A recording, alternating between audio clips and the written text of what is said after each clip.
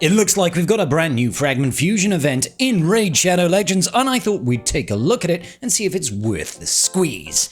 Let's go. Today I was greeted by a brand new Gear Hunters event, and I saw the shards that were therein for Khamir Skuldeye, something like this. Khamir Skuldeye, that's the one. Fragment Fusion event, if you don't know what a Fragment Fusion event is, it's similar but different. Different but same to our normal Fusion events, except we only get... Here he is, wonderful Khamir Skuldeye. So he's going to be having various events over the coming weeks in order for us to unlock him. The first one is currently active, Gear Hunters events, and we need to get 3,700 points during this Gear Hunter event over the next 3 days to get our first 5 shards. There are obviously going to be additional events that occur. We will be going over them shortly. You can see another one is the Gear Enhancement event that is starting tomorrow, ladies and gentlemen. But first, let us go and take a look at his actual kit.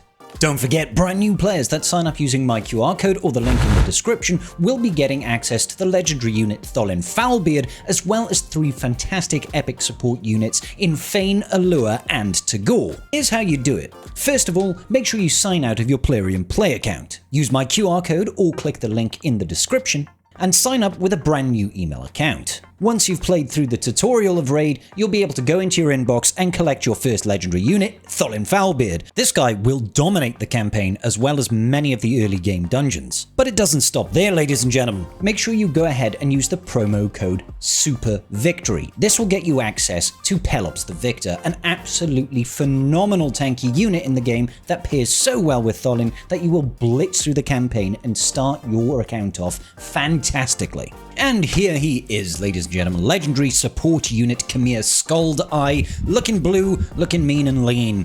His basic then attacks one enemy 2 times. Each hit restores all allies' destroyed maximum hit points by an amount equal to 5% of the total destroyed maximum hit points. Each hit also heals all allies by 5% of this champion's max hit points. Not too bad. AoE heals on a basic is nice. Being able to restore destroyed hit points is also quite situationally useful.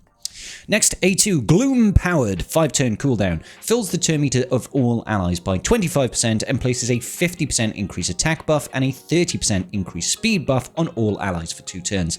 This is good.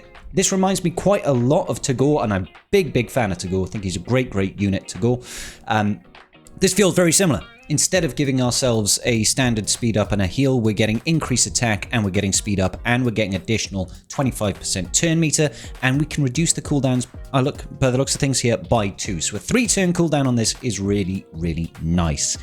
Finally, we've got Death is Weakness on the A3, a cooldown of 6 on this one. Revive all dead allies with 50% hit points and 50% turn meter. That's lovely. AoE Revive with a turn meter boost is huge. Place a 60% increased defense buff and a strengthen buff on all allies for 2 turns. We can bring it down to a 4-turn cooldown. That is pretty good. I wouldn't say that this is game-breakingly absolutely must-have unit, but if you can get him, absolutely worthwhile doing. He's got a passive called Murderous Zeal. Whenever an ally is killed, heal this champion by 25% of his max hit point and fills this champion's turn meter by 25%. It will also heal all allies by 10% of this champion's max hit points and fills their turn meter by 10%. This is really nice because if your allies are dying, he's going to be gaining that bonus turn meter, he's going to be gaining bonus hit points, which is then going to help him cycle through and get back around to the revive. Pretty useful.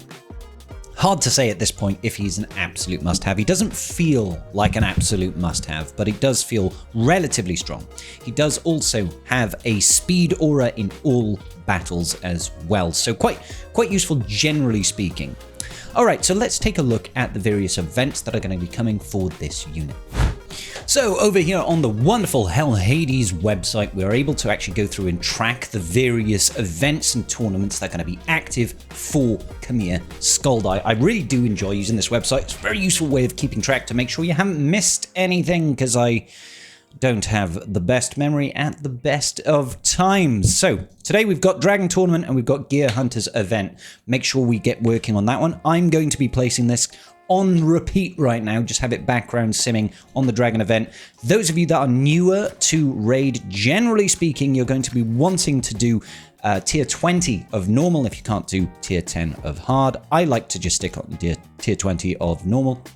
Stick it on in the background, let that thing fight it out. You'll be able to get some semi-decent gear potentially. Looks like we currently do also have a double drop or a double chance drop on speed gear, which is always useful to have. Not the best set in the world, but certainly generally globally useful.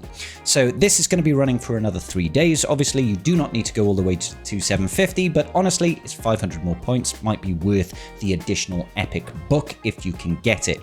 Okay, apart from that, we did just see as well that we do have the event over here for gear hunters. This is going to double dip on your dragon event. As you're going through the dragon event, you're going to be getting the gear that you need, ladies and gentlemen, for the gear hunters event, and we need to get to 3,700 as we saw.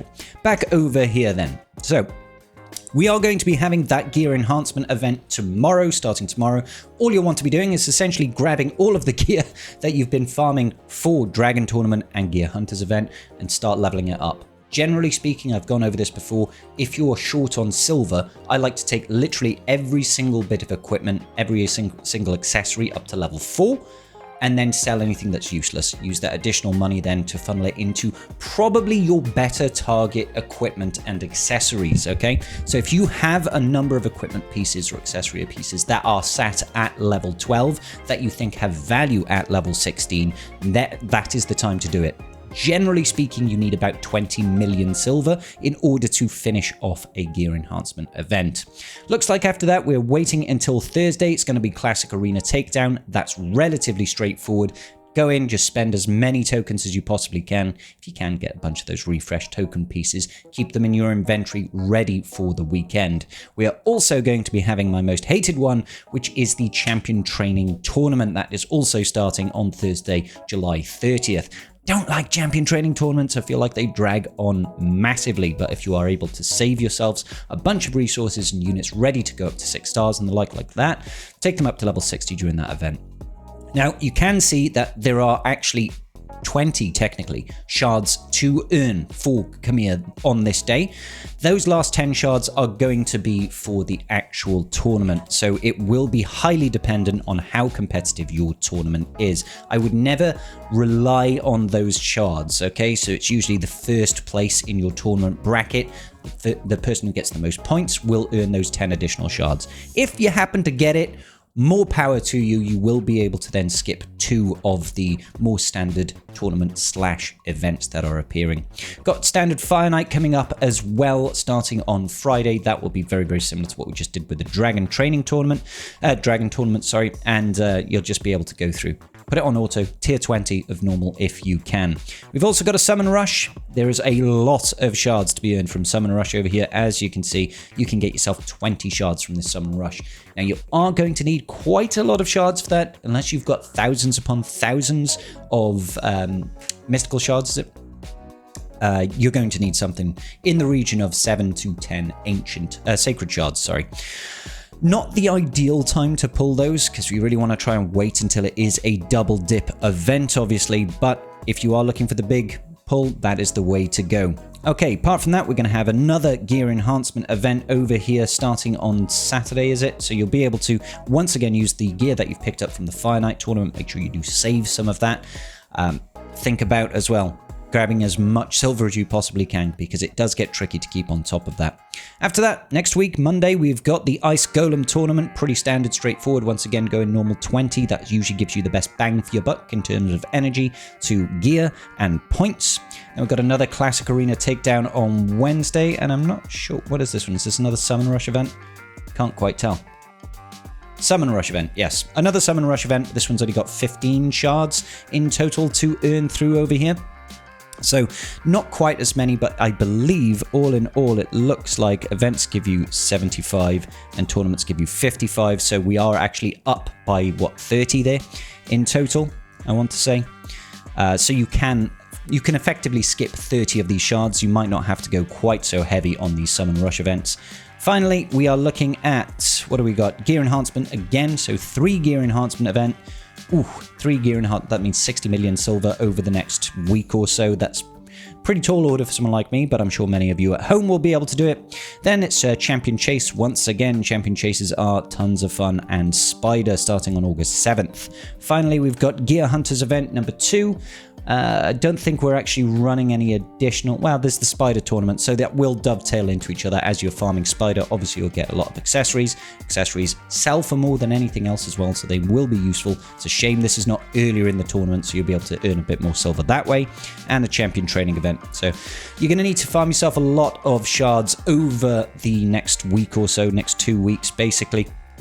Get yourself ready for a lot of leveling, a lot of grinding. All in all, I think that if nothing else, if your Ogre tribes are struggling a little bit, then this is going to be a really good fusion fragment summon to get for yourselves. For me, my Ogre faction is not that great, so I would like to try and push for it. I'm not sure if I'm really going to have the shards to do the champion chase events, though. That's going to be the real sticking point for me. Let me just take a look at my Ogre tribes. Yeah, my Ogre tribe, really not a strong faction right now, so it would be a very useful unit to have for me, but I'm not going to push too hard for it. If I don't feel like I can make it, I would rather save off for another big fusion. All right, ladies and gentlemen, that's going to about do it for today's episode. Give me a comment down below. Let me know if you are going for Khamir, and let me know how you're doing today. I'll see you all in the very next video. Peace out, and big love.